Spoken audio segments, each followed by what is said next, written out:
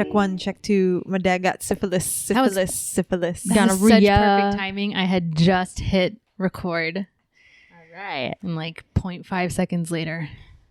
Hey guys, we're Basic Teen TV, weekly podcast, talking about some 90s teen TV dramas. The show we've been talking about is Dawson's Creek. We're into season 4.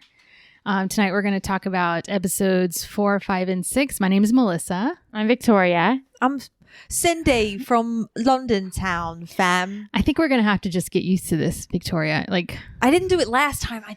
She's not going to stop. I know she's not going to Is stop. London town a real place? Yeah, my fam's there, blood. Okay. All right. You're from Baltimore. I've said that already. All right, so let's get right into it. We're talking about episode 4 called Future Tense. And it opens up with Pacey bitching about reading the book 1984. Did y'all ever read that book? I know I was required to read that book, but I didn't actually read it. I remember loving it, actually. I don't remember if I read it or not. I hated to read when I was younger. I hate reading now. I'm the exact opposite now. I wouldn't say I love to read, but I like to read now. I definitely have read a lot more in my adulthood than I did when I was a kid. I read so much, but I think the internet and social media has completely destroyed my brain. Yeah, why read when you can scroll through Instagram? The theme of these 3 episodes, the underlying theme of these 3 episodes is college. College. Ugh, it stresses me out. It gave me a lot of anxiety, actually, this episode. I mean, they're all very worried about their future. And I remember when I was 18 and worried about my future. But hey, guess what? When you're 18, do you know what your future is going to look like or what you want to be when you grow up? No. I mean, I didn't think past like what I wanted to be when I grew up. I remember knowing what I wanted to study in college. And I had no thoughts beyond that about how I could take that and make it a job or a career. Yeah, that's why I went to film school. I was like, I like watching movies. This is cool. How's that working out for you? I've been unemployed off and on for the last 10 years. Yeah. All the characters are either hopeful for the future or not so much, or what's the word I'm looking for? I mean, Dawson kind of seems apathetic. Right.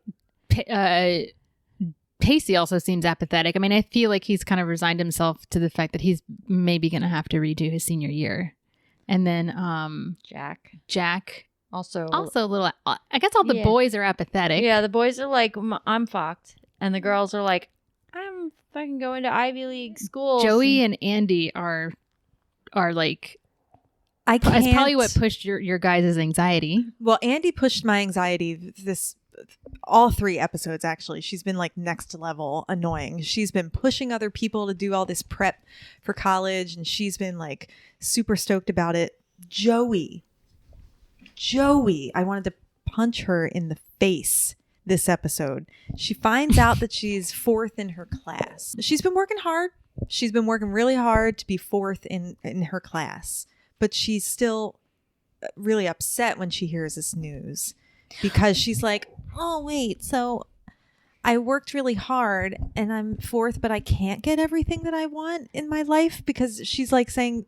Well, because that college counselor kind of pointed it out to her. She's like, well, yes, you've worked really hard, but here's what all these other kids are doing besides working really hard in their classes. But she still has, I mean, so many opportunities. She's just like pissed that she's not like a child prodigy and won't be able to make it into the Harvard. I mean, she's getting her first dose of reality, being that even if you work hard and do everything right in life doesn't mean that it's gonna turn out the way you want it to. Sorry.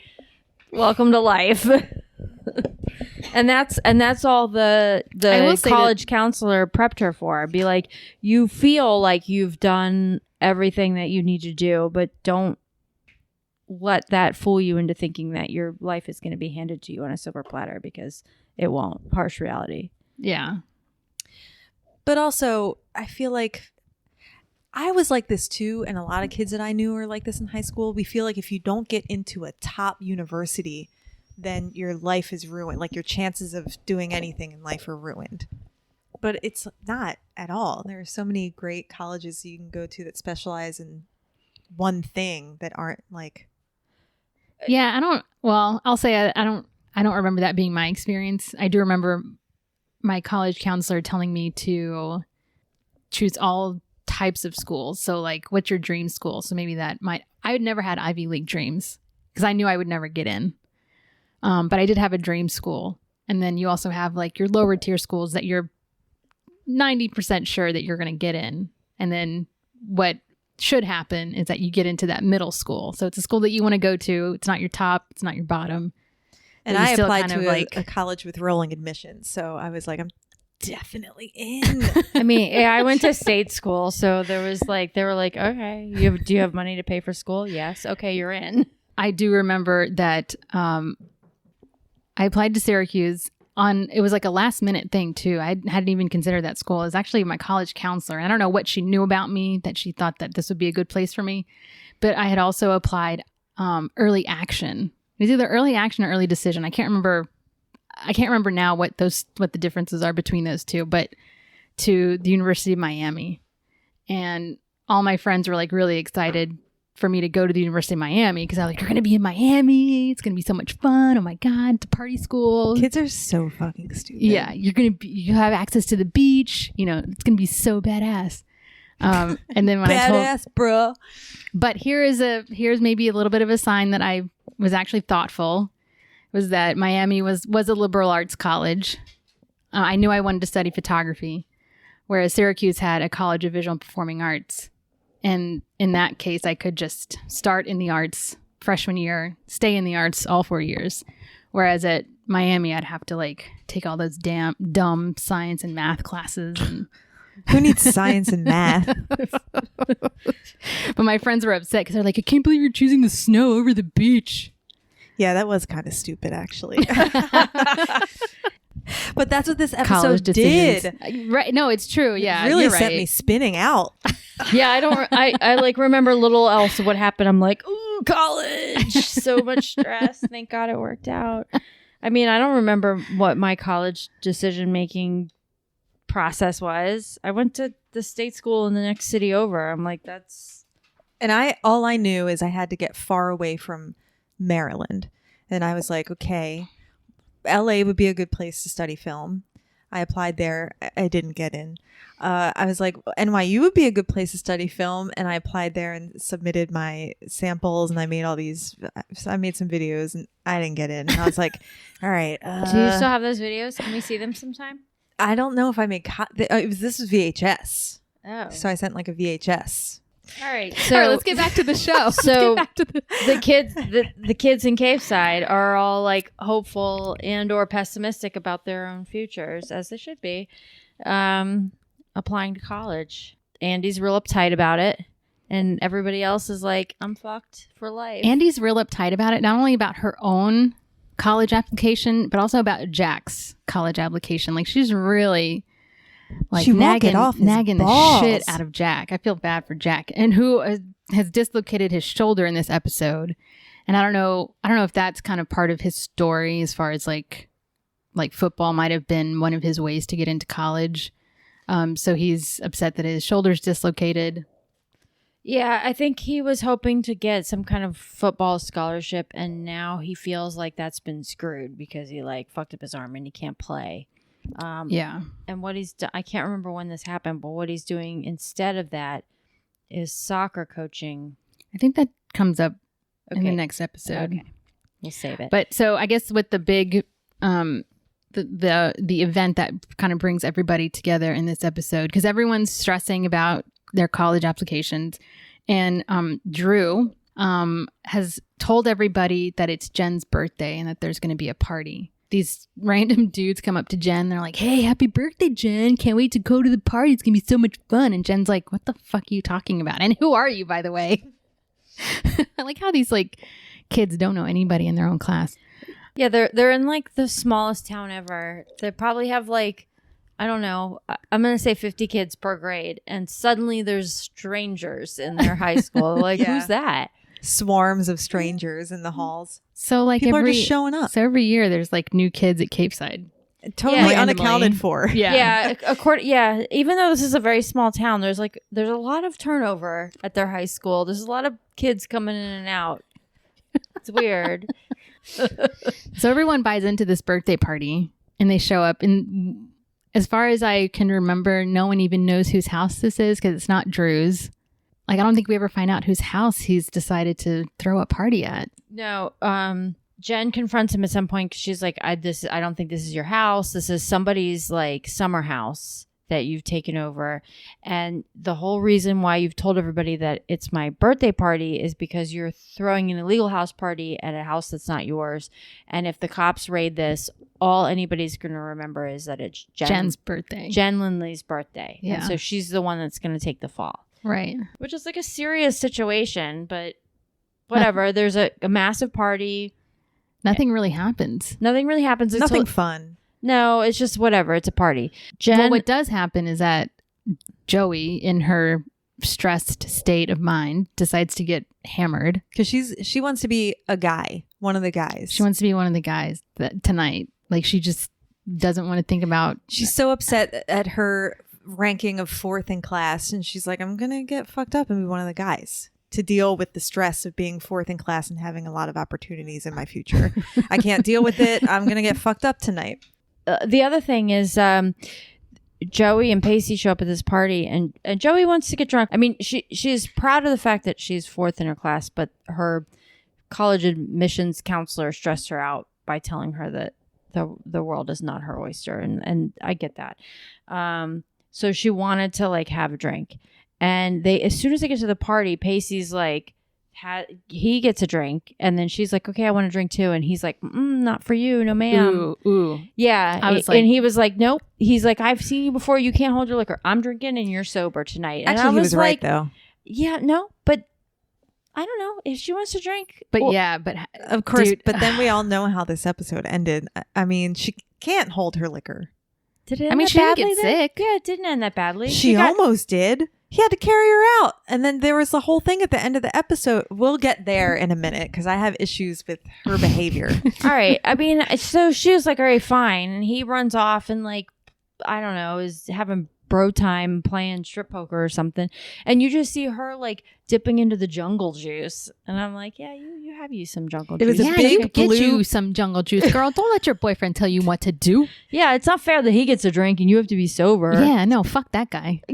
It was a big plastic. It was like an igloo. It looked like those things Like things that a wash construction workers have on their construction sites, just those orange igloo things. But it's one of those jungle juice. And they had what stickers they on have. it, and it was like, "Let's party." I didn't really. I did notice It that. said something about party, and it had all these stickers on the side. I mean, it was probably just like trash can punch. Which actually, when I was watching it, I kind of wanted some. I did too.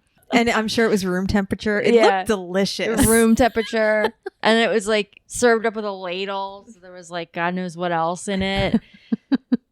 Ping pong balls were probably floating around in there. Ping pong balls, keys, joints, Joints.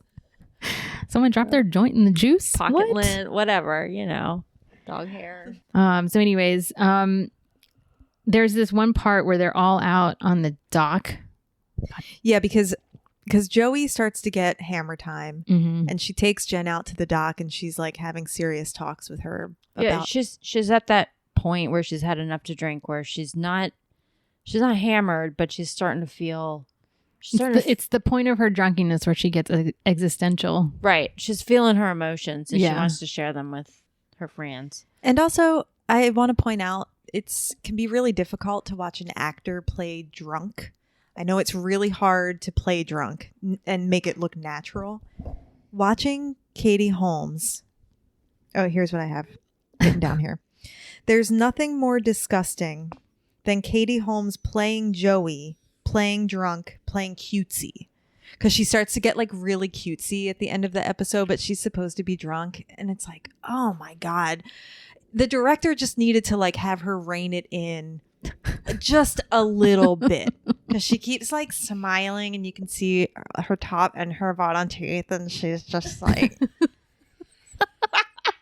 And that's supposed to be like endearing. Can't see the face that Cindy just made because this is a podcast. Katie Holmes has a habit. I don't know if this is her natural smile. It never looks natural, but when she smiles, you can see like all of her bottom row of teeth.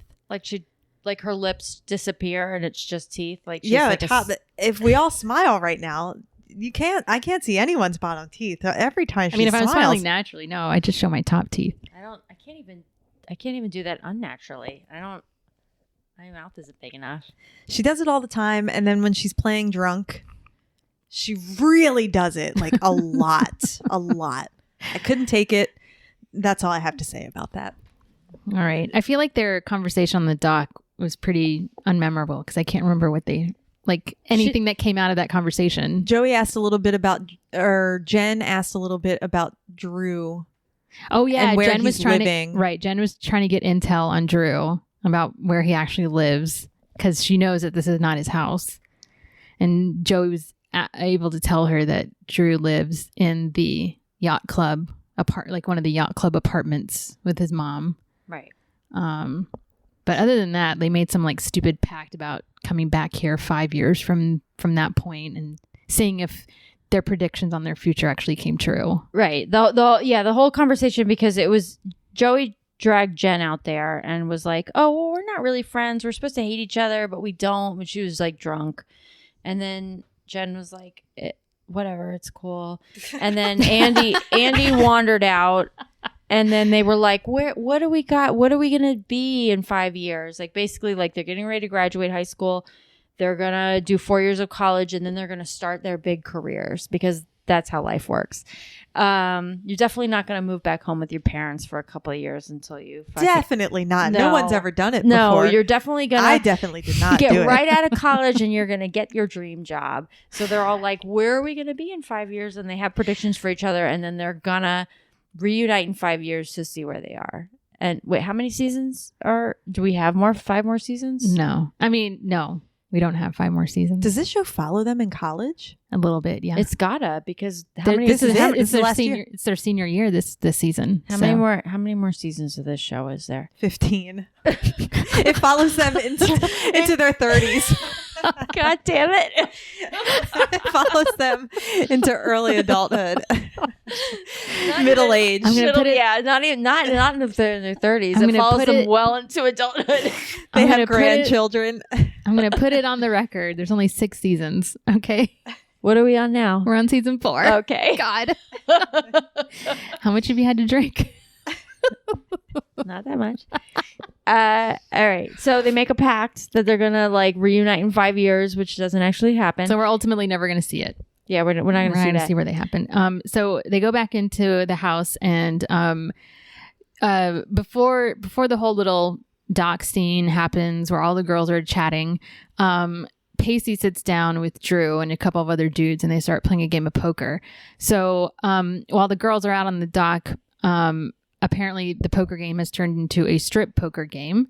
And Joey walks back in and by strip poker, by the way, strip poker means in Dawson's Creek that Joey walks in on a chick exposing her shoulders. Yeah.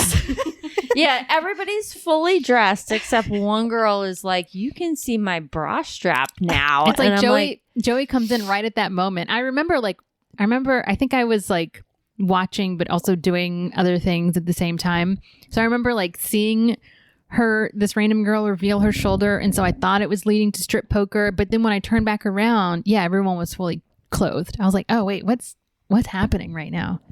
But it was just like a weak pretense to get Joey and Pacey into like an argument. Yeah, Joey like loses her shit because a woman was showing her shoulder while they were playing poker. Yeah, it was like, oh, is this what's happening? I was allowed to drink, and you're drinking, and now you get to play strip poker. And then she's like, I want to be one of the guys, and she pulls up a chair and she flips it around backwards and she straddles it. Yeah, that's how guys sit.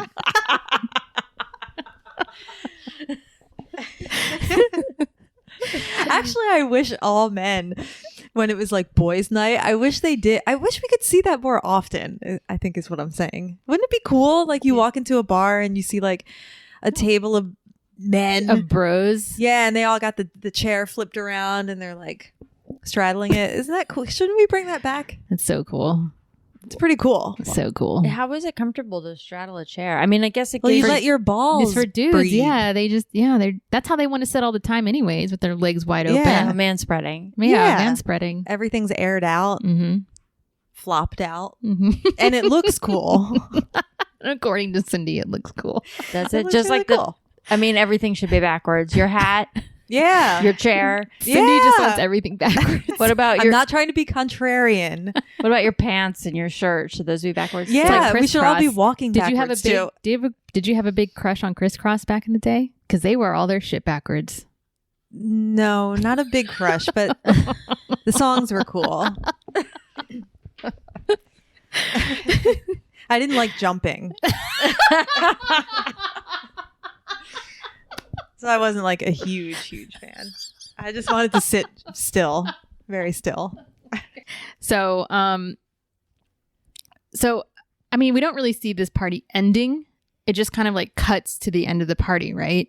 Because a few scenes happened. So, Well, Pacey carries Joey out. thank you. Yeah. Okay. He picks her up off the chair, and then he Flings her over his shoulder. Yeah. Okay, but again, this is not because she's wasted. This is because he doesn't like her wanting obstinance to play or her strip poker. behavior. So rather than, and again, this back to the beginning of the party where they walk in and he was like, "I'm gonna drink, and not for you. You're sober tonight, but I'm gonna do what I want." And then at the end of the night, where she's like, "I've been drinking too." And I don't think she was a little annoying, but she wasn't unreasonably drunk. And then when she shows up to the strip poker, the quote unquote strip poker, and The reveal your shoulder poker. and shoulder exposure. And she was poker. like, I don't approve of this, but I'm gonna play too. And then he was like, "Oh no, you don't," and like throws her over his shoulder and walks her out because he was like, "Nope, we're done. Like you've invaded my thing that I'm doing. Why are you here?" And I didn't agree with any of that. And I don't think that Dawson did either because he was glaring from the corner. I don't even know where Dawson was this whole episode. He was just standing in the corner. I think Dawson standing was in a happy. corner glaring at the whole thing. Dawson seemed a little giddy that they were getting into a fight. Well, he talks about it in the next episode. He was not giddy. Actually, seeing them fight broke his heart more than ever. Broke his heart more than the kissing. Yeah. So the other thing I wanted to mention is that so I believe that the directors, producers, writers, someone has a real thing for John Hughes movies because they also did several 16 Candles hints in this show. So there's this one scene where Jack and Dawson kind of like bump into each other at the party, and you see this random kid walk into the scene, and right in front of him is like a stack of soda cans, like just Oh, I remember that scene. stacking on top of each other. It's like a wall of cans, and he sits on the table and the cans just come falling all around him. That is an exact scene from 16 Candles at the party. And then the other scene that happens is, again, this is at the end of the night where Jen and Drew are sitting on a table. So at the final scene of 16 Candles is Molly Ringwald's character. I can't remember her name in the movie. And then the jock, cute boy, sitting on a table, and he's got a birthday cake for her, and the candles are lit, and they're sitting crisscross on top of the table. And that exact same scene is happening in this episode too, at the end of the night, with Drew and Jen sitting on top of a table or a countertop with a cake in between them and candles lit. I was like, "Man, someone on this show has a huge influence, man." Yeah, and they came all over this Huge episode of crush. Dawson's Creek. Yeah, I mean, those are the only two scenes that really stuck out to me as being, and in previous the Breakfast Club homage episode, like we called it an homage because they called themselves out on it being a Breakfast Club episode. But in this particular episode, this was just a ripoff because they didn't make any sort of out loud remarks that this is like being out of 16 Candles. I will say this, maybe they did kind of call it out a little bit because when Jack and Dawson bumped shoulders, Dawson made some sort of comment about like, yeah, this is like all those like party scenes that you see in movies. and then come all the 16 Candles references. Right. So maybe a little bit of a call out, but not directly. The difference is that final scene where Drew and Jen are sitting cross-legged on a counter with a birthday cake lit with candles between them is that Drew presents Joey with a gift. Because Drew and Jen knew each other in New York, and Drew is actively trying to draw Jen back into whatever bad, quote-unquote, bad girl lifestyle she had when she was in New York. So what he gives her is 2 ecstasy pills in a matchbox. But it was wrapped, right? Yeah, it was a wrapped. nice gift. Yeah. I thought it was really thoughtful. Here's the funny part, and I think I wrote this down a couple of times. The 2 pills, she slides open this like matchbox. Matchbox. Thank you. And it's like 2 Pepto-Bismol pills, like pink, big. They're really with like big, some right? indentations. Like really big, bright pink Pepto, like those Pepto-Bismol, like Tums, basically. I was gonna say I've never taken X. I've never even actually seen them. You person. sounded really cool when you said it like that. I've never taken X. I've never taken X. You sounded so hip. Well, I've never taken X and I've never seen it, so I don't even know what the actual pills look like, but I can assume that they don't look like that. Yeah, they don't look like Tums. Yeah, they were huge. They were huge ass pills. Yeah, they don't look like that. They took up the whole matchbox. If you imagine a matchbox with 2 pills in it, they took up almost the entire they were space. Giant tablets, and they like bright pink chalky tablets, exactly like Pepto-Bismol tablets or Tums. And I'm like, what? Did they just go to like Rite Aid and buy some like Pepto? Probably. And put it in this box, and they're like, look, drugs. Probably. And Jen like takes it.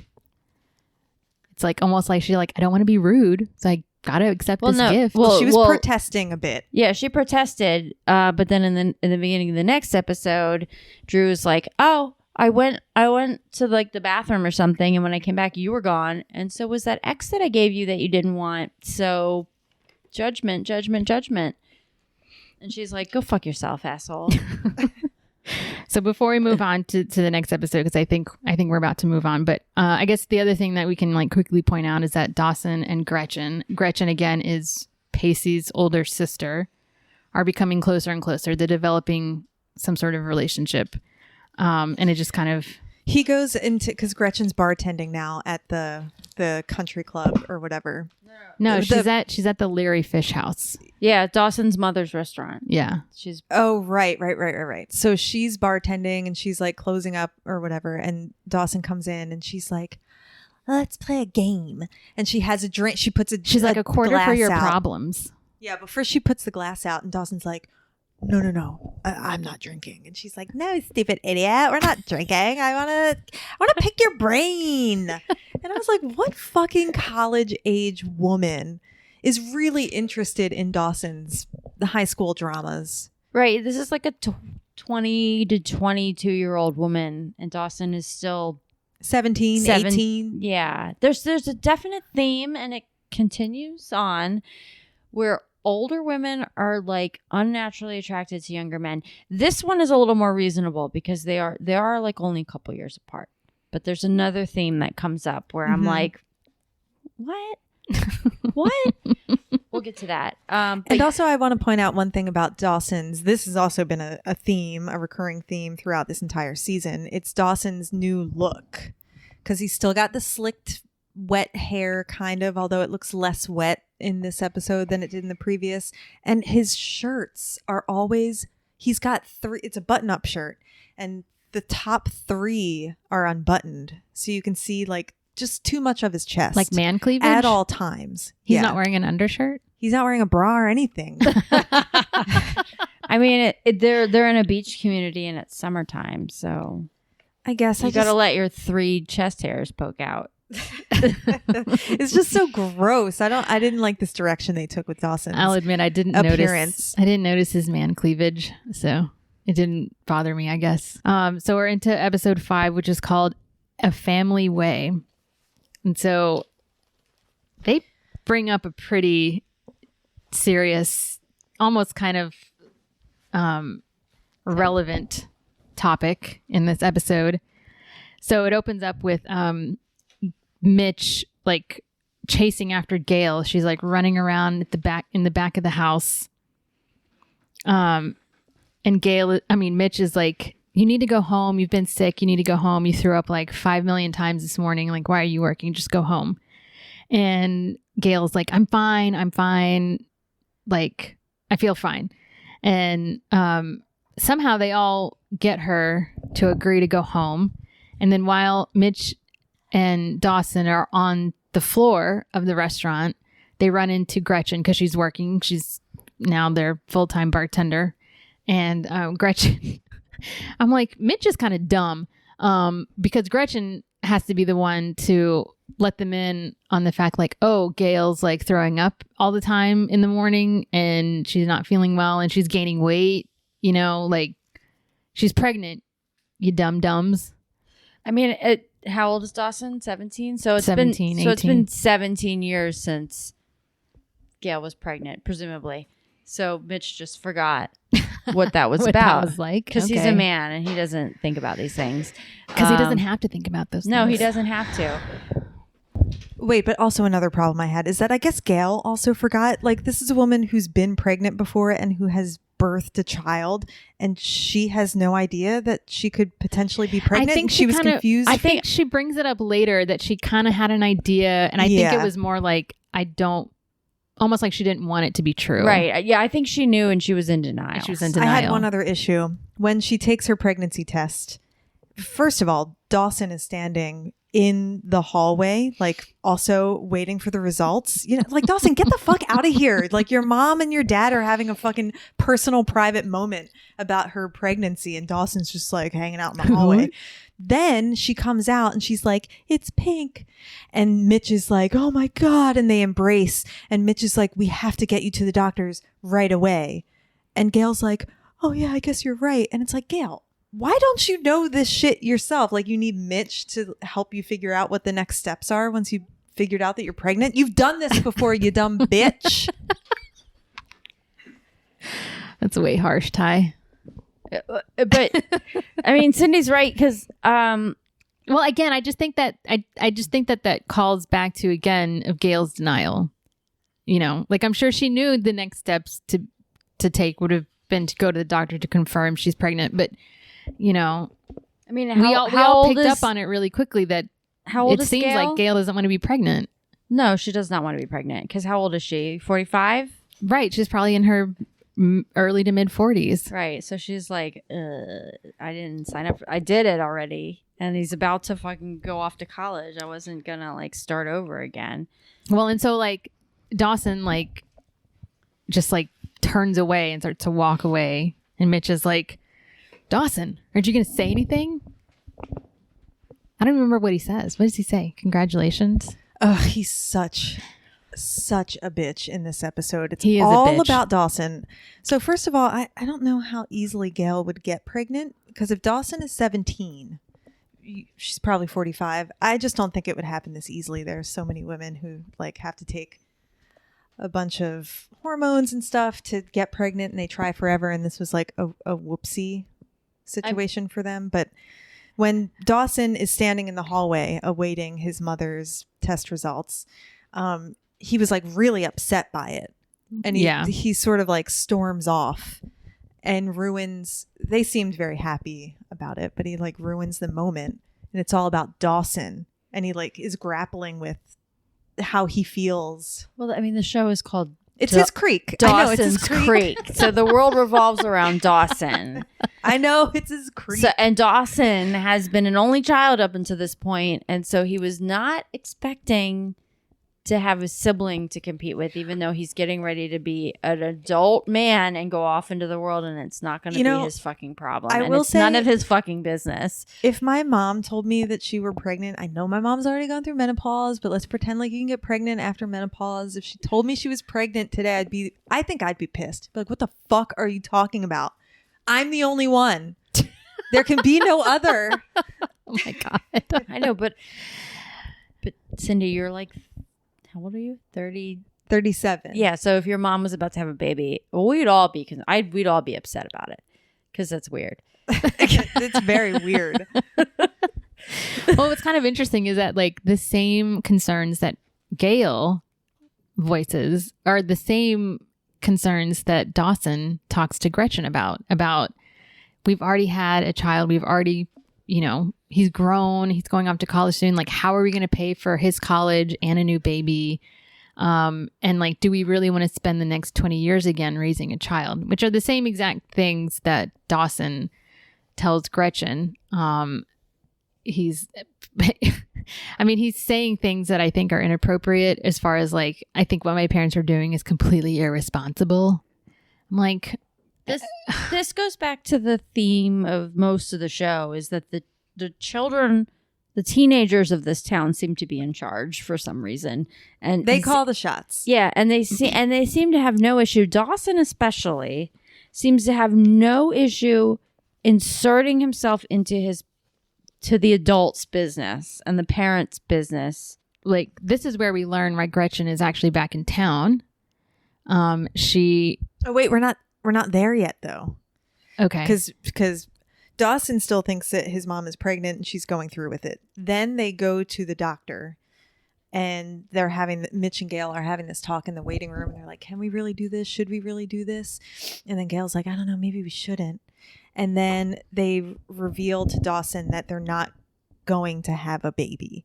And in this whole episode, they only use the word abortion once. It got to the point where I was like, are they ever going to say the word abortion? Because they keep like beating around the bush and they're like, we can't have this baby. We're not going to have this baby. And I'm like, just say you're getting a fucking abortion. They finally do, but they only use the word once. When did they use it? I don't even remember when they use it. It's when Dawson's talking to Gretchen. Dawson says it. And he's like, my mom's getting an abortion. And he's so upset. Now he's upset again.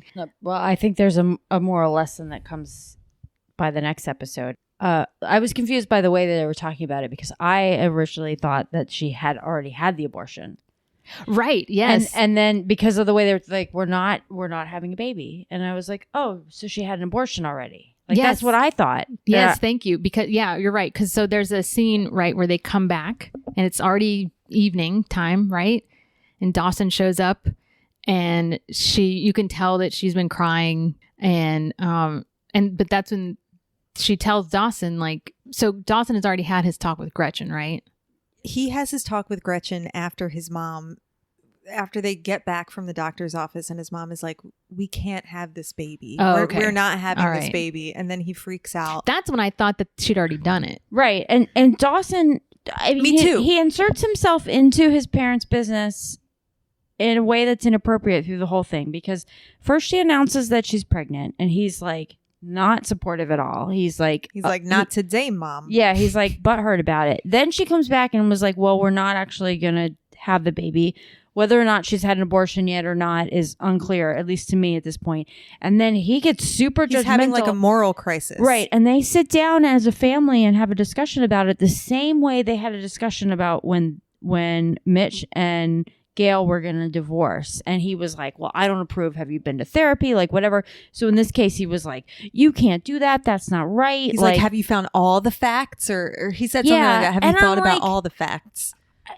If this was me and my parents, my mom would be like, go fuck yourself. Like, is this none of your business? Like this is like adults figuring out adult problems and you don't get a say. Yeah. I don't even know if there would have been a discussion at all. Like the discussion would have been, this is what I'm doing, period. Yeah. Yeah. End of discussion. There wouldn't have been, but he sways that. Like he like influences his own mother's decision about whether she's gonna fucking have a baby or not. I was pissed off. I'm like, Dawson. I knew you I was like, Dawson, would be pissed off watching this episode. None of your fucking business. Her body, her choice. I didn't. Yeah, Who I know. the fuck I know. are you? This is why this was so like timely and relevant because we have so much shit going on right now about abortion rights, women's rights, and so I was upset and I was angry at Dawson's character because. For those very reasons too. I don't think I got as pissed as you, but I was just I remember thinking like as I'm watching this now, I'm like, Dawson, It's a You teenage can't boy say this to pulling your parents. It's a teenage boy pulling rank on his own mother, and I'm like, no. No. And Incorrect. even how they have Dawson talk to Gretchen about it, because he's really like going through a hard time mentally trying to wrap his head around this abortion. And he talks to Gretchen and he's like, I know why you're back from school. Well, he's like, I suspect the reason you're back is for the same reason that my mom is considering an abortion. Like you went through the same thing. But yeah, he needed Gretchen to spill her guts about her traumatic thing that she lived through so that he can better deal with his understanding of why his mother's getting an abortion. I mean, I know this was 19 or 2000. What year was this? It might have been 2000. I mean, they mentioned something about the new millennia. Yeah. It was so gross. Yeah, no, basically Dawson needs the women in his life to kowtail and validate his feelings. Him. Yeah, I wrote all about Dawson in caps. That was the theme of this episode for me. All about Dawson. Like whatever he's going through, it is the penultimate thing to go through. And whatever the women in his life have gone through is only to serve him and his feelings. Yeah. Even though he's gone through none of it. These Tell women me about have one of the most traumatic experiences in your life so I can better understand it. Yes. Talk about it, all of it now. So that I can feel better about something that I'm not going through. And we'll never have to go through. But it's important that I understand it and feel it for no reason at all. We have made a lot of strides culturally with characters on TV. Oh, okay. I thought you were going in another direction. No, we haven't made strides politically or fucking anything. I was going to say, I thought you were talking about the current state of Roe versus Wade right now. Culture is portrayed on TV and, Yeah, I mean, that I feel women are standalone characters and not accessories to men. Well, I want to point out one more thing about this scene. So as you guys know, I also have a big problem with how they shot the show because it's supposed to take place in New England. I found another issue. It's a big one. Are you ready? Yes. Dawson and Gretchen are standing on the pier talking about abortion and like why women even need to get it. So stupid.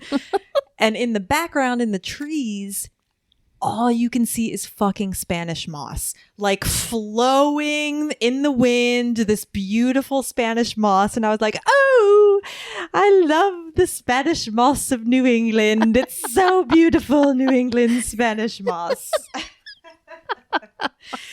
Like, God, why was no one noticing this stuff? Because it was 2000 and nobody had, I don't know. I didn't even notice it now. Guys, is anyone watching Dawson's Creek but me? Am I the only one watching this fucking show? Did not notice the Spanish moss. Oh my God, it was everywhere.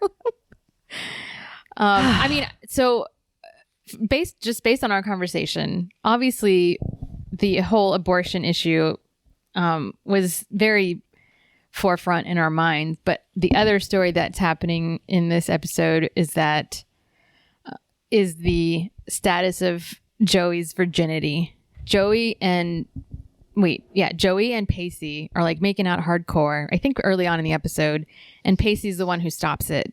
And he's like, I'm going to be the one to stop it this time. I'm going to be the one to stop it this time. And it freaks Joey out. And she starts to think that the reason that Pacey is stopping is because he wants to move forward in their sexual relationship. And he's maybe concerned about where Joey stands on the issue. And she thinks he's getting impatient. And she keeps... Right. Instead of like talking to her about it, he just makes her paranoid. And it sends her to and so she seeks advice from Jen because duh. I made a note about, she talks to Jen about this. Yes. And Jen was like, you need to be prepared. The reason why you're scared to have sex is because you're not prepared. Well, because Joey is like, how am I going to know when I'm ready for sex? And Jen's like, you're not going to know. She's like, if you're not prepared, then you'll never be ready. But then Jen goes, she was like, you need to go to a clinic and get prepared and get all the information. And she goes, for girls in New York, a trip to the free clinic is a rite of passage. It's like getting a bat mitzvah or a learner's permit. And I was like, what? What? I mean, I know I didn't grow up in New York, but like, what the fuck is she talking about? There are all these 16-year-olds like taking field trips to the free clinic, and it's a rite of passage, like a bat mitzvah. Well, that's why she, you know, clarified it or put a caveat that it's in New York. This is what girls did. I mean, I wasn't doing this when I was in high school. The writers I got my learner's permit, and I mean, I'm not Jewish, so I didn't have a bat mitzvah. But yeah, I know, man, I never took a trip to the free clinic when I was in high school. The writers made New York sound like it was an absolute free-for-all slut fest rave for children. Yeah, it's like what is the evil place where all this shit happens? Sodom. There you go. There's another thing that Jen says in the next episode that we can talk about too. I mean, the writers go hard with her and New York and her. All right, so history. here's what I learned from watching these 2 episodes, and Jen's sordid teenagehood in New York has never, and whatever her bad girl situation was, has never been fully defined, and it's just come out. It's come out in dribs and drabs. One being this trip to the free clinic, and the next episode being a rave. What I've learned is that Jen's bad girl teenagehood was sex and drugs. It was a near replica of my teenagehood. And I don't really think I was a bad girl. So Roanoke was actually New York. Roanoke, Virginia. I mean, I went to the free clinic being Planned Parenthood. I went as a teenager and, got the pill and all the things. Did it feel like a rite of passage? I didn't think of it that way at the time. I just thought of it as like a thing that I needed to do.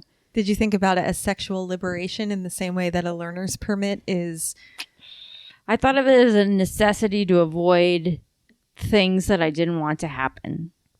But this is not really a rite of passage. It's just, you were doing what Jen said. You were getting prepared. Right. I mean, it's like getting your fucking COVID vaccine. It's not a rite of passage. It's just fucking something you do to fucking stay alive, protect society, protect your own life, your own life, not your life, your livelihood, your existence. But I never, like the birth control and the free clinic and the raves and like the drugs and like, I don't know. Are you the Jen of our friend group? But I'm not though. Like, I don't know. You might be a potty girl. You sound like it. I mean, all right, fine. I am, but the way that Jen is described in the show is like the ultimate bad girl with this troubled youth. And like, I never thought of myself that way, and I turned out just fine. I'm fine. I'm a fully Victoria's fine. Everyone. I'm a fully functional adult. I work in advertising. I'm fine. Everything's fine. Like to me it wasn't a troubled youth. It was just a youth. You know what I mean? Like I was just being a teenager. Yeah, in the same way that I had an issue with like stealing things. As a youth, I went through that phase. I would steal things from Target and department stores. But guys, I'm fine now. I don't still do that. I did that too. Wait, what? God. Wait, was I a bad girl? No, I'm fine. The rush. There is no drug that matches the rush of finding a bracelet that you like at Neiman Marcus. Neiman Marcus? Damn, girl. Damn. No, I never stole from Neiman Marcus. I used to steal from like Claire's. Yeah, that's what I did too. Plastic rings. Well, I never did Claire's because it was too small of a space. You need like a bigger store. All right, you can get away with it. I'm going to start a separate side podcast about kleptomania. Yeah, about how to like steal things. Well, the whole point of it is that whatever Jen's big bad girl past is, didn't sound that bad, girl. It doesn't come close to Roanoke, Virginia. I don't think it was really that bad. I think Jen's going to be fine. I think Jen's going to be fine too. I have one more thing to say about this episode. So when Joey comes back from the free clinic, and I kind of wanted to talk about the free clinic part because that doctor woman lady was just like hammering her with all the questions and all the things. Like you could just see like Joey's like mind exploding as she's sitting there. I have to say that scene was probably the most accurate in terms of watching it as an adult, how it made me feel. Because the first time I went to like a gynecologist or Planned Parenthood or wherever I went for the first time to get a pap smear or just talk to someone, I was so fucking scared. And Joey's like looking around the room, looking at all these pictures of ovaries and cervix and like a pregnant woman's body and all of those feelings. I was like, oh my God, that was so scary the first couple times that I went to the doctor. Yeah. I mean, I will say I kind of felt bad for Joey in that moment because I was like, woman, like chill out. Like this is a young girl. Like this is her first time here. Like have a little compassion. Like go easy on her. But she was just like rapid fire with these questions and like all the information that like, did you know that STDs are on the rise? Like chlamydia and syphilis. There's an epidemic of chlamydia right now and all this stuff. And that there's no cure for HIV and herpes and HPV. And I was like, I didn't think that was the right way to talk to a super young girl. You know, and if Joey had mentioned that this was her first time coming in to see a gynecologist, like go easy on her a little bit. I mean, I agree. Like she like almost third question in was like, I'm a virgin. I'm just here to like learn some things. Yeah. So yeah. I mean, that woman could have been easy on her, but I think it was accurate. I think they were trying to create the feeling of anxiety and being scared through the screen. The writers, which they did, because it reminded me of how I felt. I'm sure my doctor didn't say that shit to me, but I was just like, oh my God. And even them asking the words, are you sexually active? And at that point I was. And I was like, yes? Is that okay? Am I okay? I remember getting that question too. And I think it was like, that question always kind of confused me a little bit because I remember you're like define active. I know that's exactly what I thought in my head. Like the doctor, like, are you currently sexually active? I'm like, currently no. But if you're asking me if I've had sex, yes. But I'm not currently having sex right now. Sometimes I still get a little like confused. I feel like that's not. I do the same thing when I go. They're like, I'm like define active because right. No, that I feel like that's not the proper question to ask. It's like, have you had sex? Yes. Are you currently having sex? Yes or no, wherever you are. You know, like, does my right hand count? Yeah. Your right hand won't give you syphilis, so it doesn't count. Okay, all right. But the doctor did ease up with her towards the end, you know, like started to show a little empathy for Joey a little bit. But in the beginning, I was like, damn, doctor lady, relax. Well, I think she was taking a weird stance, which is not the Planned Parenthood stance, where she was like, I felt like she was trying to discourage her from ever having sex. Right. She's like, you know, sex is like a horrific experience and it will only result... And you will get an STD or you will die. This reminds me only result in pregnancy or disease. There's no other outcome. I think I brought this up in the last episode where we were talking about that a scene reminded me of something out of Mean Girls where it's like the sex education teacher or physical ed teacher is like telling all these kids like, you know, don't have sex in the missionary position. Don't have sex in any position. Just don't have sex because you will get chlamydia and die. Like that was the line in the movie. And that's exactly like similar to what was happening in the scene or the vibe of that scene. Right. But then Joey goes back to Pacey and they're like making out on the couch again. And they have this talk about, it's stupid. But the point that I want to bring up is that they have a talk about how Joey, was asking Pacey not to manipulate her or something. And then she's not ready to have sex or whatever. But then Joey goes, just because we're not having sex yet. Oh, well. Yes. Oh my God. This scene. She's like, there are certain things that we can do. And Pacey goes, what kind of things? Oh. And this is what Joey came up with. She whispers in his ear, I could kiss you. But that whole scene. But like, they've already been doing that. I thought she was going to be like, I can go down on you. This whole sexy talk that they tried to engage in really made me uncomfortable. And like the positions that they were getting into, like. And then he goes to undo her pants or something. And she's like, hey, no, stop. No, he starts to straddle her.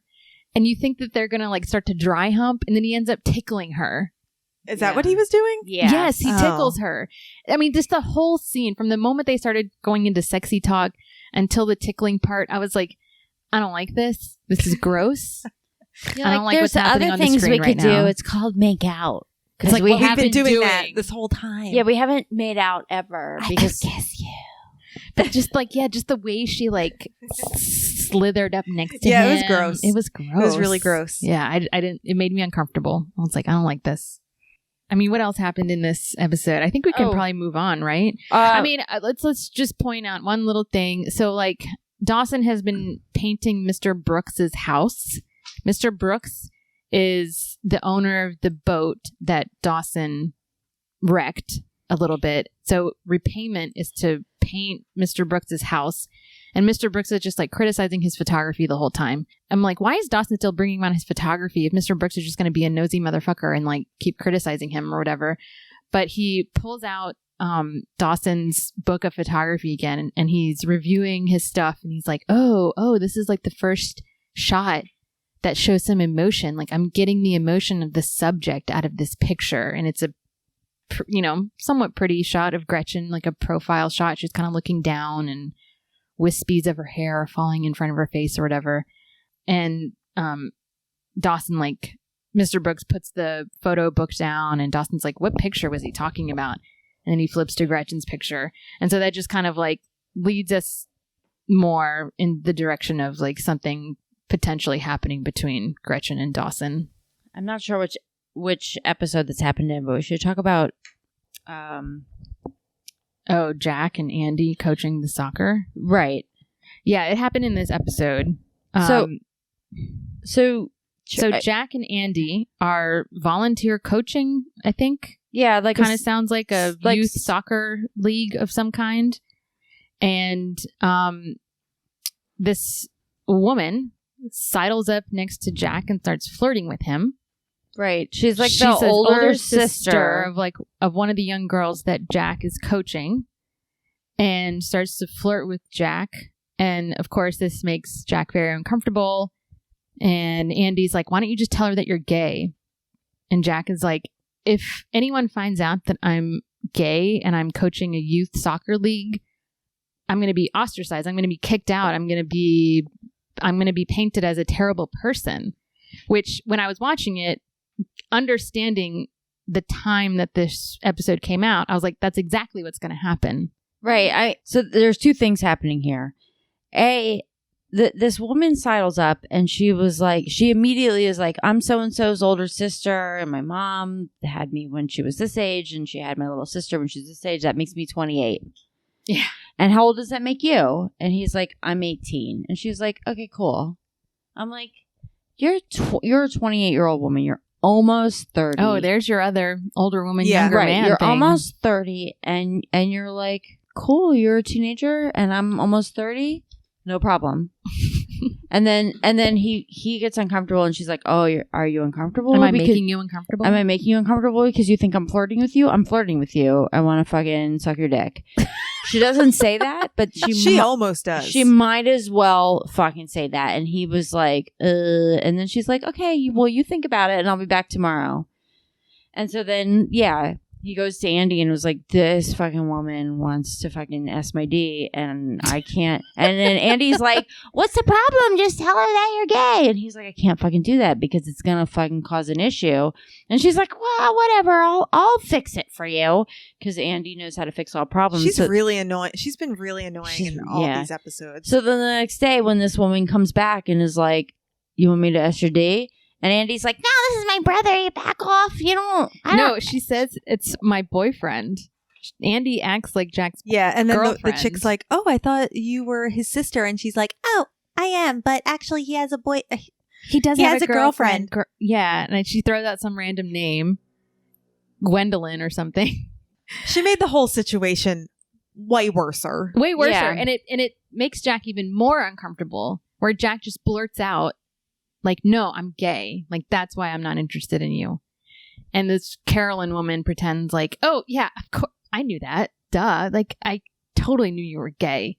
And just, like, walks off. Which is also awkward. Instead of just being like, oh cool. Oh, all right. Sorry I bothered you. Yeah, understood. And harassed you for the last day and a half. So Jack obviously didn't intend to blurt out that he was gay, but he was just really just trying to get out of the situation. And I was proud of him. I was proud of his character. But at the same time, I was like, exactly what he had said moments earlier is going to happen. And it does, because one of the next scenes after that, when they're back coaching the soccer game, Molly's the little girl, Carolyn's little sister.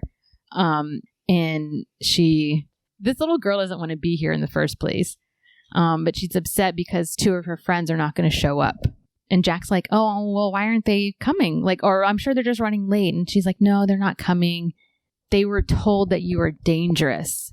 And Jack is like, just as I predicted, it's happening. And Molly is like something to the effect of like, I know you're not dangerous. I know you're fine. So there's a lot of layers here. First of all, if you're gay, that automatically makes you a child molester. Yeah, you're a child molester. And then B, there's a 28-year-old woman going after a 18-year-old man. Aggressively. Yeah, and he had to say that he was gay in order to ward her off. Again, with this weird theme in Dawson's Creek where much older women are going after teenage men. What is this? It's not commonplace enough to like warrant putting it into the show at least twice. 3 times. Because we've had Pacey and the teacher. Right. We've had Eve and Dawson. Yeah. And we have Gretchen and Gretchen and Dawson. So 4 times. This tells me that it's like a weird fantasy of the male writers that they've incorporated into the show. And it's like a weird 90s dichotomy where it's okay when older women go after younger men, but it's not okay when older men go after younger women, or it is or it isn't.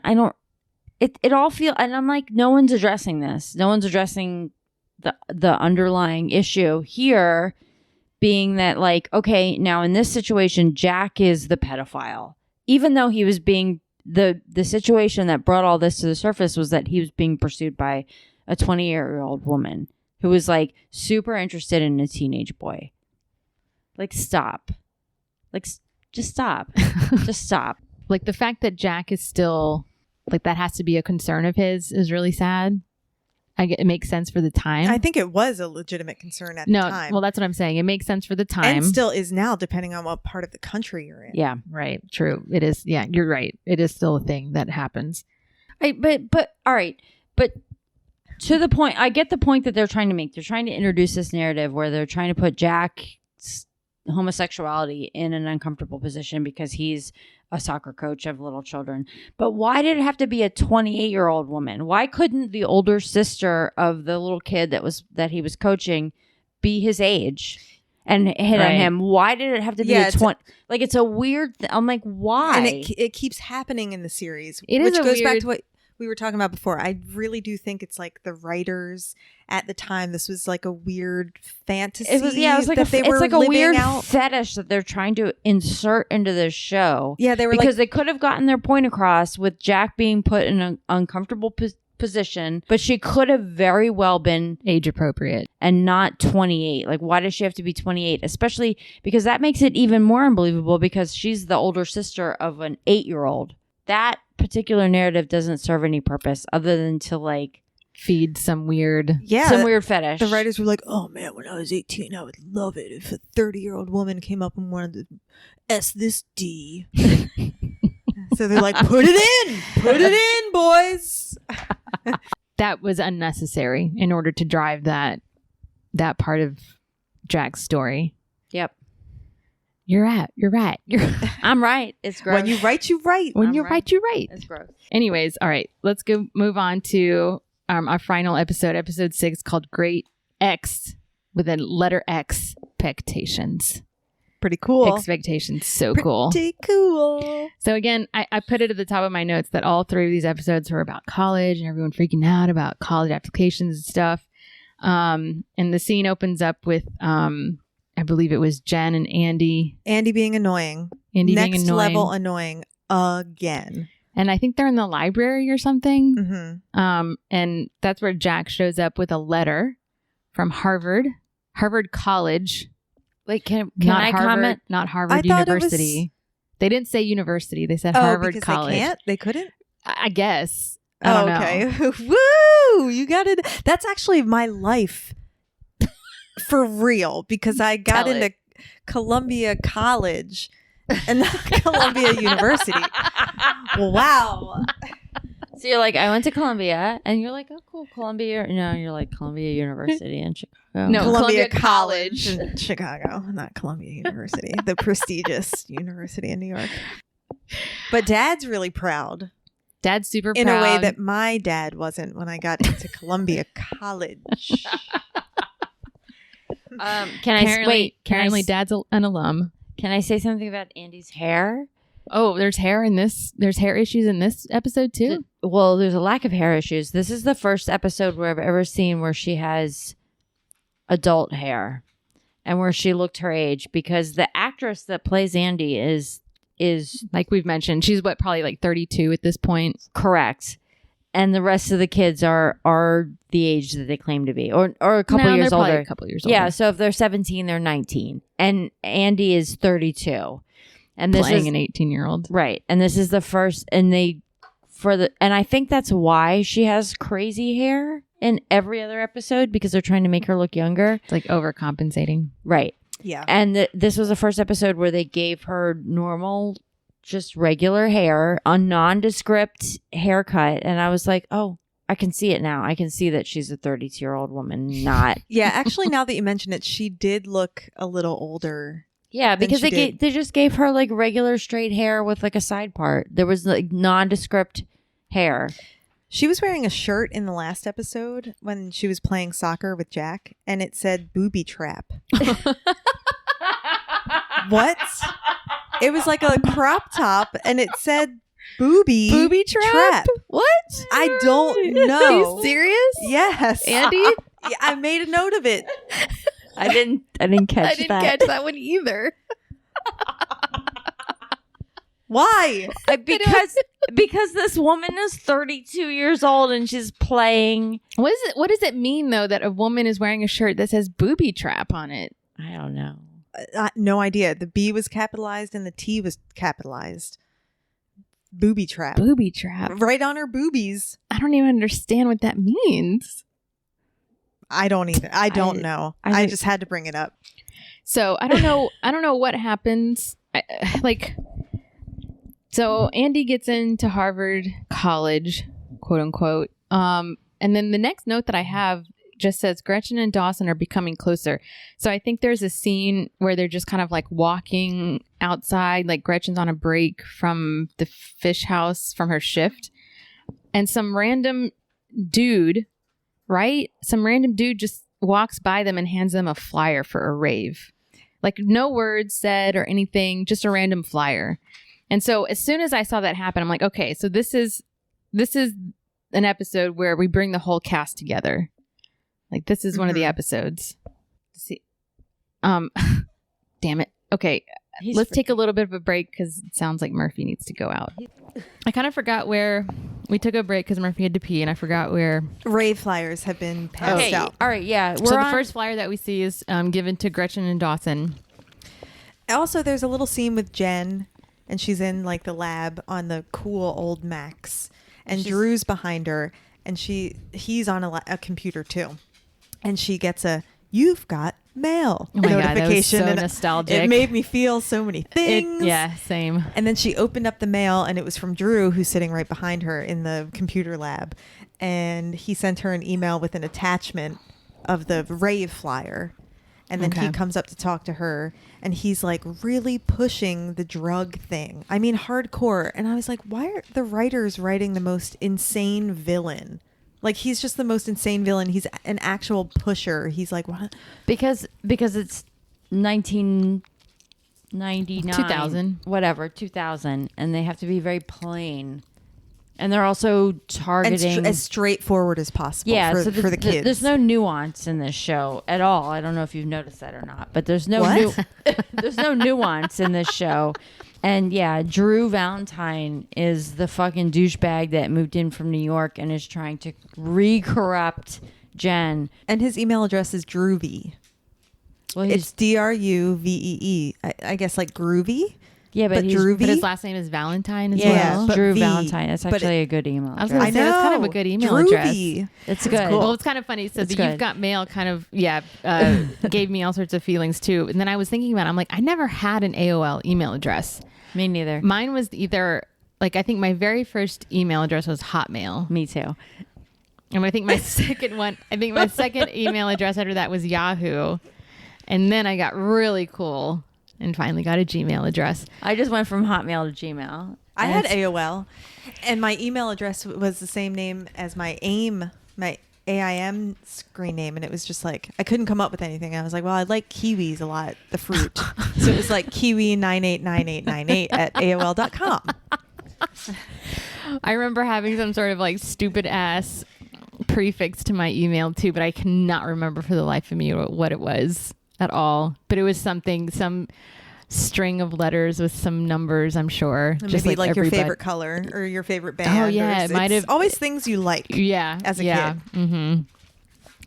Mm-hmm. So, anyways, so at that point, as soon as I saw Gretchen and Dawson being handed the flyer, and then Jen getting the email from Drew with the flyer, I was like, okay, so this is the episode where the whole cast comes together.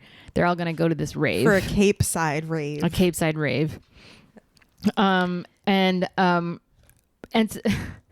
the other thing that happens, I mean, the rave is the big, huge thing that happens in this episode. But the other like minor thing that we can, hit on really quickly is that Mitch and Gail have flip-flopped and have decided to have the baby, which sends Dawson over the moon. Mm-hmm. He's elated. He is so happy that they've decided to have this baby. But I don't think we need to talk about that anymore. No, it's boring. There's so many more fun things that happen in this episode. There's going to be a fucking rave later on. So I have a lot of things to say about Let's just jump right into it. So everyone's deciding to go to the rave. Dawson, in the very beginning... Before they go to the rave, Jen has a talk with Andy, and they're on swings. And Jen was talking about her New York days and how... Andy finds Jen holding her little matchbook of ecstasy. Andy like walks in the room and finds her, and she's like, what is that? And then Jen has to explain herself, and then they have this big long talk, and Jen's like, yeah, it was just my past and my days in New York, and I used to do a lot of drugs, and ecstasy just made me feel so good. And Andy's like, oh, well, what do you mean good? And then Jen's explaining it, but wait, I have some things to say about this. I know. Can I just really quick, just to set up their conversation a little bit. Mm-hmm. So at the very beginning of the episode, Andy finds out that she's gotten into Harvard, and Jack is like, aren't you so excited and happy? And she's saying like, I think it's my medication. Like, it doesn't make me feel the really high highs, but I also don't feel the really low lows. So, I mean, that's the good part, but I don't feel the excitement and happiness that I think I should be feeling about getting into Harvard College. Getting into the school of my dreams. Like, I should be more excited. And she's kind of like trying to rationalize it within herself. She's like, I'm sure I'll be happy about it. I'm sure at some point I'll be super excited about this, but I'm just not feeling it right now. And so that's cut to her interest in ecstasy and how it makes you feel good. And it just got me thinking, like, okay, so I have a note here that says math in capital letters, because if we're really thinking about Jen's days in New York, she talks all about how she went to raves in New York and did ecstasy and a bunch of other drugs. Okay, Jen is 17, 18 now in this episode. Yes. Mm-hmm. She's been on the show for 3 years. Yeah. Okay, 17, 16, 15, 14. So she was a 14-year-old getting admitted to raves and doing ecstasy in New York. Yeah. Yes. This is what we're supposed to believe here. Yes. That's her history. Yes. Being 13 years old in New New York. The same time that I was stealing cookies from the Safeway, Jen was going to raves in New York City. Yeah. So so to be fair on her whole bad girl history, her 13, 14-year-old. I'm just gonna point. Let me just point it out right now. If we hear any squeaking in the podcast, it's because my dog Murphy just wants to play right now. Can we just take the toy away from him? And that's what I've been doing out? as he brings them. Yeah, out. he has many laying around. He'll calm down.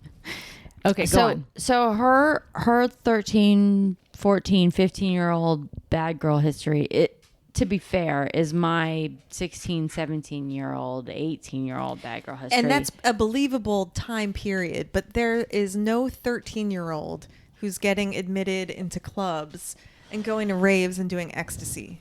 I mean, the whole backstory of Jen is that she just knew people. Yeah, maybe. Maybe. I believe it.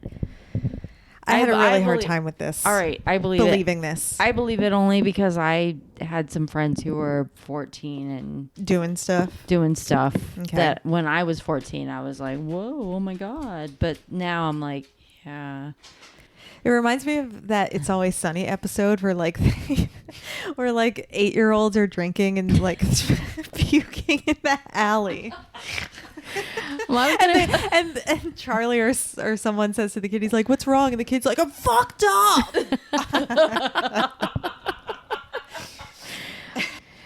I will say this: like when we found out, like when we were watching season 1, and Jen like slowly letting out what her New York lifestyle was like, and I remember one of the things that we talked about was like Jen is a 14-year-old girl going to New York City clubs and hooking up with bouncers. Like, what 14-year-old does that? I mean, it does sound really unbelievable, but you know, I feel like this has happened to some people. I mean, like, look at fucking like Drew Barrymore. Isn't that part of her whole personal history that she's been very vocal about, that she was doing drugs at that age because she was a child her parents actor? Were famous though, so she had a weird childhood. I mean, I find it hard to believe that Jen at the age of 14 is hooking up with like a 20-year-old bouncer. I mean, I shouldn't. It's possible. That's possible. That's gross, but it's possible. But getting into a club and doing drugs or going to a rave. Well, I was going to say, if that was supposed to be her character, like knowing the bartender, i.e. hooking up with him, you know, that's how she got into the clubs. And when she's in the clubs, there's just drugs flowing everywhere. You just walk into the bathroom. Just drugs flowing. You just walk into the bathroom and take a bump, man. Yeah. The girl over here who's like never done any drugs. You say all of your lingo that you're using for drugs is so funny. X, man, I never did X, but I went to the club. Hey, drugs flowing everywhere. You just go do a bump. Hey, X was a very popular name for ecstasy. It's just funny. Like I like looking at you say this stuff in your papasan with your overalls on, having never done any of these drugs before. Anyways, let's move on. What were we talking about? Well, now, yeah, they're all at the rave. Okay, we're at the rave now. Andy decides she's gonna sometime in between the swing set and getting to the rave in Jack's car. Andy has taken one of those Pepto-Bismol sized tabs of ecstasy. She's basically taken a Tums. Yeah. And a Tums-sized pill that's supposed to be ecstasy. Without Jen knowing. She's date rape drugged herself. Mm-hmm. Fun. And she's already showing signs that the drug is taking effect because she starts to pet Joey. And Jen is like, Andy, you just got to maintain. Like, I got to keep my eye on you. Like, Jen's petting, no touching. No petting, no touching. Like, you can't do that stuff. Yeah. Stop stroking your friends. Sign number 1 that you're on drugs, that you start stroking your friends. Yeah. And so there's this one scene where it's like, Andy, does she come up to Joey and Pacey? Oh, like there's one part where Drew like drags her out to the dance floor, and I can't remember if that, like what they're still inside this warehouse or I whatever. thought they just made their way out. They were dancing and then they made their way out. Andy was talking to somebody. I think actually it might have been like Dawson and Gretchen or something. Anyway, she was talking to a couple of the gang or whatever, and Drew's like, "No, you're just having fun. Let's just go dance." She's like, "All right, let's go dance."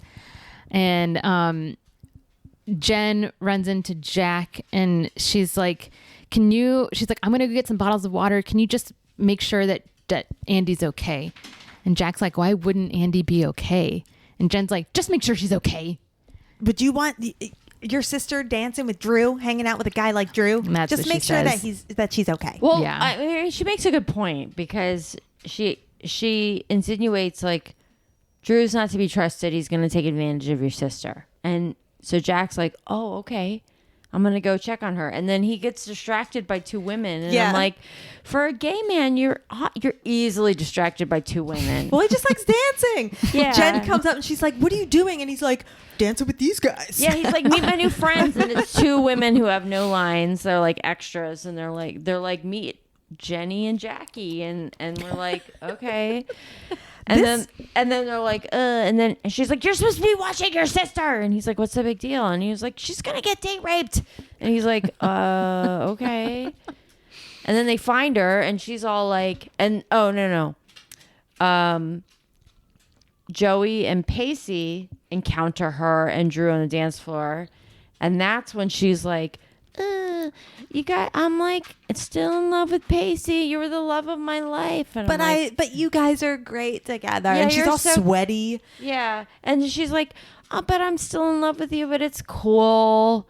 And like, what am I supposed to do about it? And like, she just like spills her fucking guts. And Yeah. I'm like, "Oh, girl." Oh. And Pacey and Joey are like, "What the fuck is going on with her?" Yeah, they don't know. They don't get. Yeah, if they I don't saw catch that, on. I'd be like, "What do you want? Can I have some?"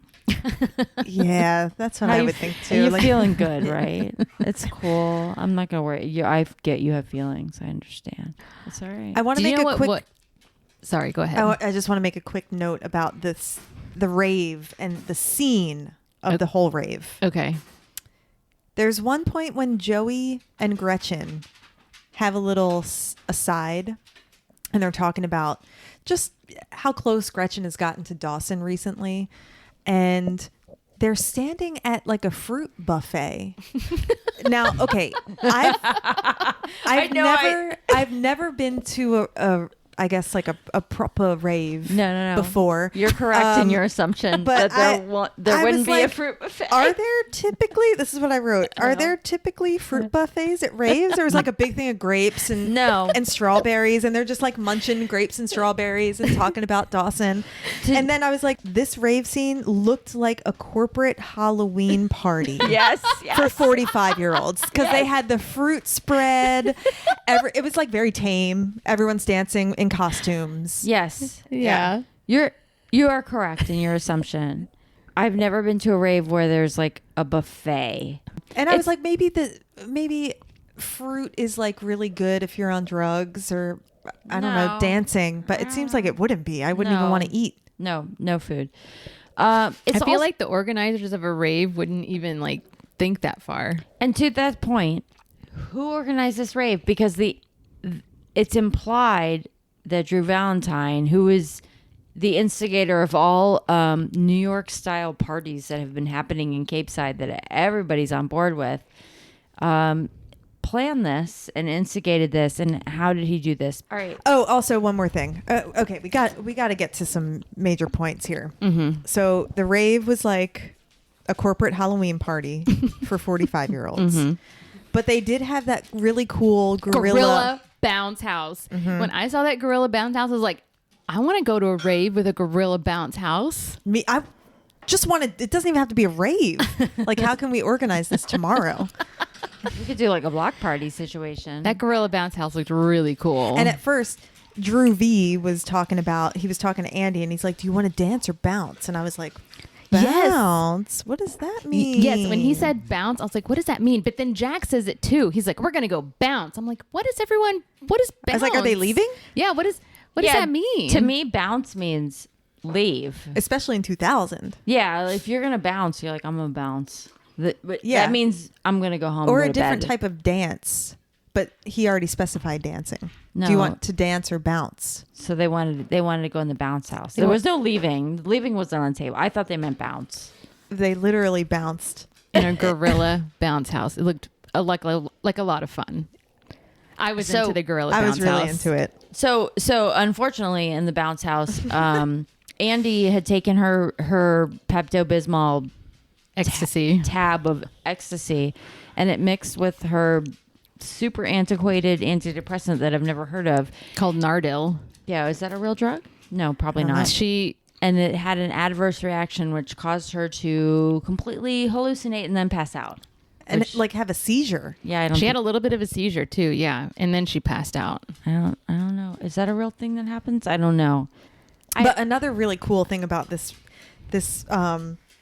corporate function is that they had a medic tent. Oh. And they rushed her to the medical tent, and I was like, also, this is the most responsible teenage rave I've ever seen in my life. There's like a fruit buffet spread. There's a medical tent. I know.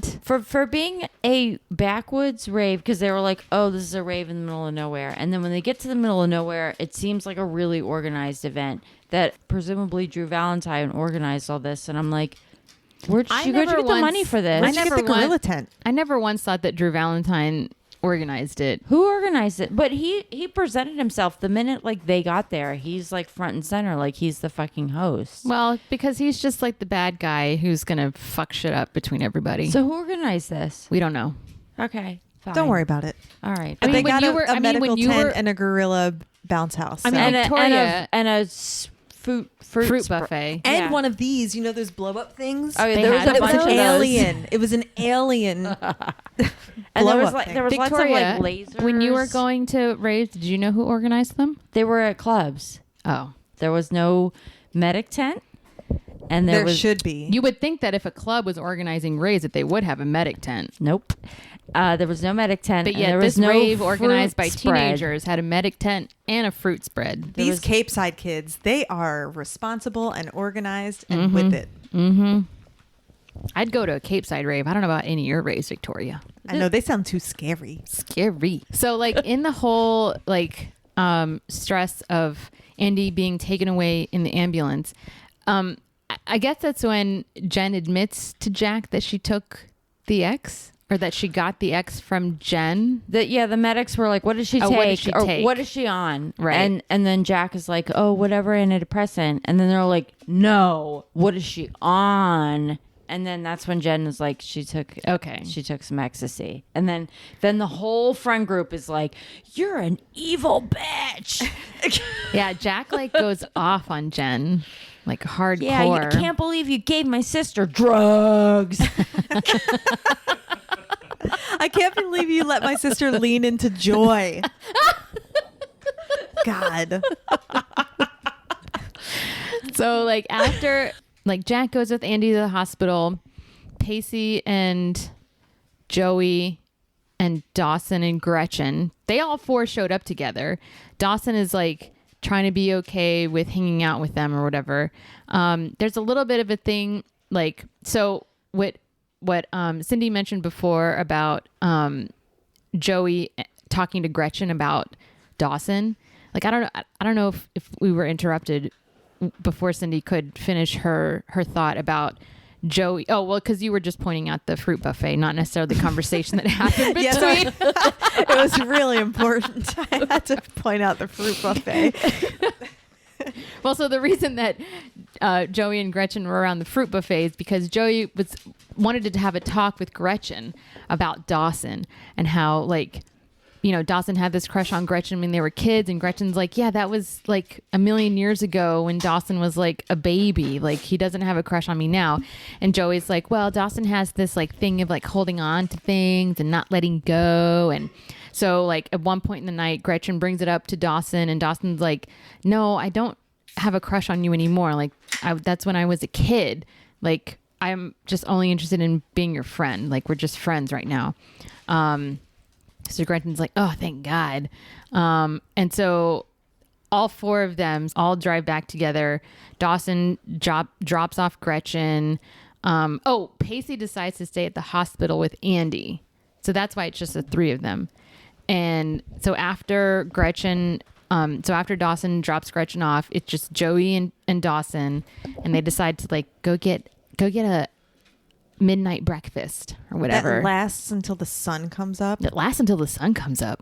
I mean, that's how you rave. That is how you rave. Even when your friend goes to the hospital. On pancakes, you rave on pancakes until the sun comes up. Even when your friend goes to the hospital and there's no parents in sight. It's only teenagers that show up at the hospital when you're Yeah. Yeah. I mean, I've never been to a rave, but I've definitely partied so long that we're sooner or later going to be at the IHOP eating pancakes at like 4:00 in the morning. Yeah, usually drugs and alcohol is involved. Well, yeah, alcohol for Joey me for and sure. Dawson just like went to IHOP until 4 in the morning. It was like one time for them, leaning into joy. Yeah, leading into joy. And they go into one of their like existential conversations. A lot of existential shit happens in this show. The whole show. In the whole show, yeah. And like Dawson admits to Joey that he's gonna be a big brother. Joey's like, yay. And my last note is that they just stay up all night and have like a deep conversation. That's my final note. My final note on this one was OMG Andy. And then the note right after that was I was really taken aback by how responsible they are with that medical tent. I couldn't get over it. You know, what teenagers think to like get a medical tent at the rave that they organized? Oh, so the other thing I wanted to bring up was that Drew and Jen go back to Cape Side together, and Drew is like trying to convince Jen like just come back, just be the Jen that I know, like the New York City Jen, because you know what's going to happen after this event. Like now that everyone knows that you gave Andy ecstasy, they're going to label you just like they labeled you when you entered this town in the first place. Like you're the bad girl who's a bad influence on everybody. Like you almost killed your friend. So just lean into that joy. Yeah. You know? And Jen's like, fuck you. Thanks for the ride, but fuck off. Yeah.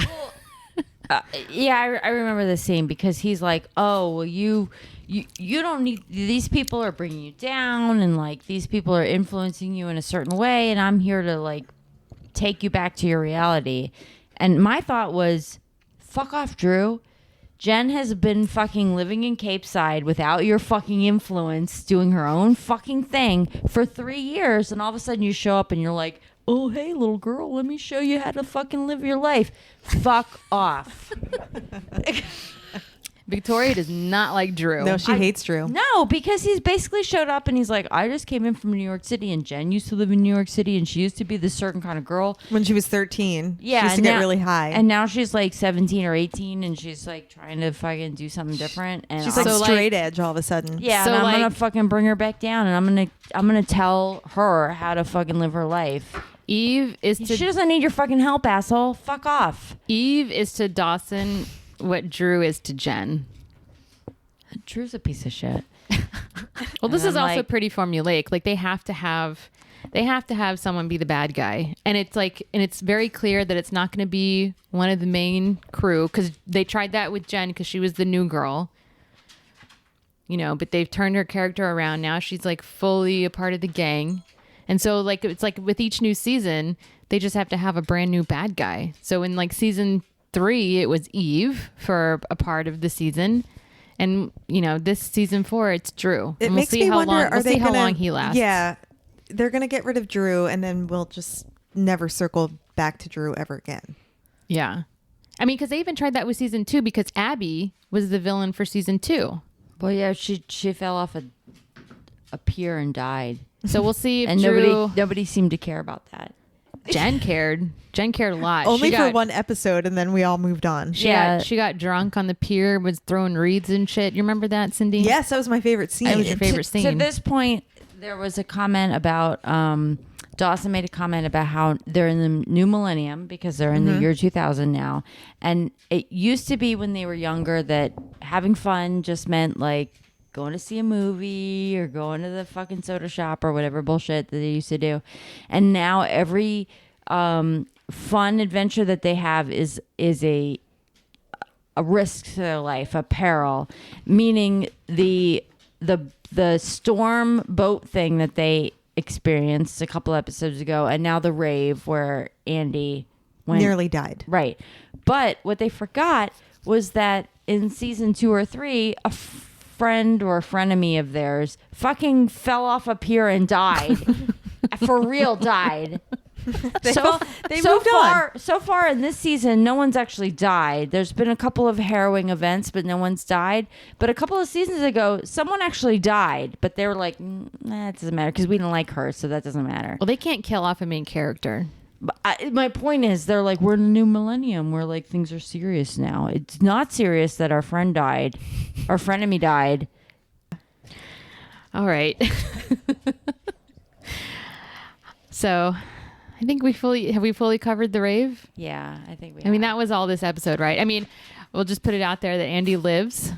She's fine. She's going to stay overnight in the hospital, and we'll see what episode 7 brings. Yeah, I she'll be haven't fine. started. Her dad finally shows up and is like, whatever you're going through, we'll figure it out. And I'm like, I think it's done now. Whatever she's gone through, she's done it. She did the drug and it's out of her system. Everything's fine now? No. He's talking about her mental health. He wants to make sure that she is mentally okay. Yeah. Yeah, and he was like, it's okay. Everything's okay. What you did was okay. I'm not mad at you. I'm not mad at you. And Jack's like, I am. fucking pissed. Yeah. Oh Andy, you can't do that shit. Jack, lighten up. God damn it. Lighten up. I mean, you know, she just got into Harvard. It's a lot of pressure. So she did some fucking drugs. Let's all just relax. Yeah. She wanted to feel excited about getting into Harvard College. Give her a break. Yeah. Yeah. Andy lived. She's fine. She's fine. Yeah. So now I'm just kind of curious to see how the gang is going to react. The backlash that Jen's going to get in the next episodes. Mm-hmm. So something to look forward to. Yeah. Yeah. Victoria, get Victoria's excited. like, Victoria needs some X. Do you need some right X, now? Victoria? I guess. So she can feel Do you need to feel joy. the high of Dawson's Creek? Sorry, Murphy's annoying the shit out of me. Stop it. All right, let's close out. That's a great way to end the episode. I know, right? All right, so next week we're going to talk about episodes 7, 8, and 9, and we'll see what sort of backlash Jen gets. Cindy's ride or die. That's my girl. That's your girl. She's been through a lot, She's a bad girl. but she's fun. And also she has a lot of wisdom. She's not naive. She is the very like wise person of the group. Yeah. I mean, when I say bad girl, I say that with air quotes. Yeah. I'm Victoria saying says she's it like with the normal all fucking the love in the world. I'm saying she's the normal fucking teenager of this group, and everyone else is really uptight about everything. And I'm like, can everybody just take a fucking chill pill and enjoy your teenagehood, because it's only downhill from here. So just everyone relax. Yeah. Everyone relax. Whatever is happening right now, it's not a big deal. It's Well, everything- besides it's the really girl not. that died. okay, That was a big deal. but that was like 3 but years they don't even ago. care. Yeah, Yeah, we don't care about that anymore. Okay, aside from that, Andy taking some ecstasy, and she's fine. Everything's fine. Everyone's fine. All right. I think I already said this. So next week, episodes 7, 8, and 9. We are Basic Teen TV. My name is Melissa. No, Victoria. Sunday. Stop it. Bye. Bye. On the count of 3. 1, 2, 3. Bye. Bye. Bye. That was a struggle. What are you trying to